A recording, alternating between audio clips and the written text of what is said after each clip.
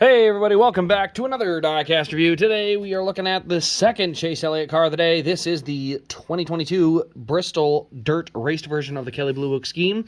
This was, I don't even think he finished top 10 in this car, but you know, hey, sponsors want another car made. It always seems to sell, so I mean, you know, what's the worst that could happen? So yeah, they made the race version of the Kelley Blue Book car. It did have a little bit of a story to it, a little bit of a feud going with Cody Ware there for a little bit and some stuff like that. But let's go ahead though and start with the box itself. You can see we got our standard elite box for the 2022 season, no sleeve because it's not a raced win version.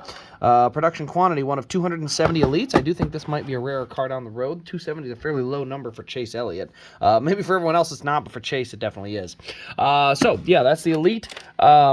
Now, let's go ahead and move on to the actual car itself. There's no card, there's no information, nothing like that. So this car is a bright baby blue. We never looked at this car in the liquid finish because, unfortunately, I never got it. I had a little mix-up with Lionel, but don't you worry, I got next year's coming. But here you can see we got Goodyear, we got our number 9, we got Kelley Blue Book, and then we got A-Shock, Lumar, Hooters, Universe, KelleyBlueBook.com, and then Napa back here, ethanol ring, and then here you can see all them tire marks. That's where there was some contact made, and you can see all those marks there on that left rear corner. A lot of the Tennessee dirt kind of up here on the front. You can see all that brown dirt and clay that's kind of stuck all over the nose.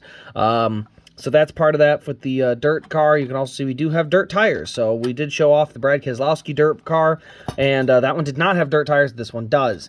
So this one is actually accurate. We also have Chase Elliott on the name rail. You can see on the roof we got our number 9, KelleyBlueBook.com. We can see some mud right there by the camera.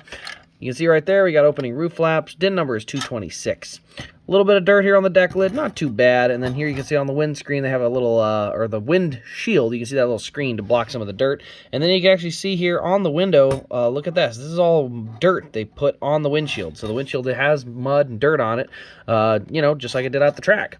So at the back here, we got Kelley Blue Book, the trusted resource. And then you got our diffuser here. Probably should show you this. There's our fuel cell there on the rear of the car. Big, tall spoiler. Definitely too tall. About half height of that was the real spoiler height.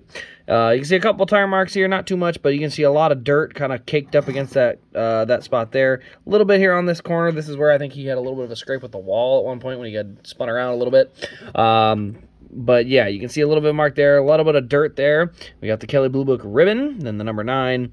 As we move forward, a little bit of dirt on the windows, but not too bad. Once you get to that right front corner, you can see there's a decent amount of dirt kind of caked on there. Got that carbon fiber splitter and then real legit mud in there by the actual windscreen. So yeah, you can see a couple little marks here. Just overall like a layer of dirt that's kind of like stuck on the hood. So you can see a layer of dirt there. Obviously, we have the dirt all over the nose of the car as well. So it's just kind of a basic, generic, dirty car. Overall, the car, the paint scheme is great. The race detail isn't overly excessive, but it is there, and I do like it, honestly, like more than a clean version in this situation. I've always been a fan of the raced versions. Lots of different reasons. You can see, obviously, the marks on the tires. I do think that's pretty cool. Obviously, the dirt on the windshield, the dirt on the hood, just overall having like a raced up looking race car has always been something that's something that I'm very fond of.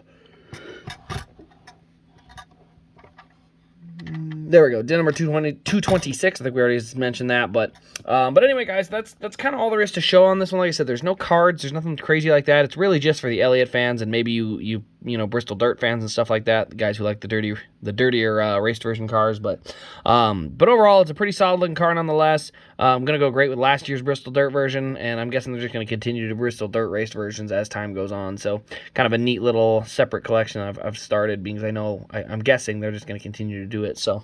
But anyway, guys, that'll really wrap up this review. Let me know your thoughts in the comments below. Also, turn on the bell and subscribe for more Diecast content. This was the second review of the day for Chase Elliott because he's running the truck race tonight, so really excited for that. I am in Daytona, so this will be the last video until Monday. Actually, sorry, tomorrow I got a non-Diecast review tomorrow, and then we'll get back to the reviews on Monday and Tuesday before I get back from Daytona. So anyway, guys, thanks for watching. This has been Race Craze, and we will see you in the next Diecast review.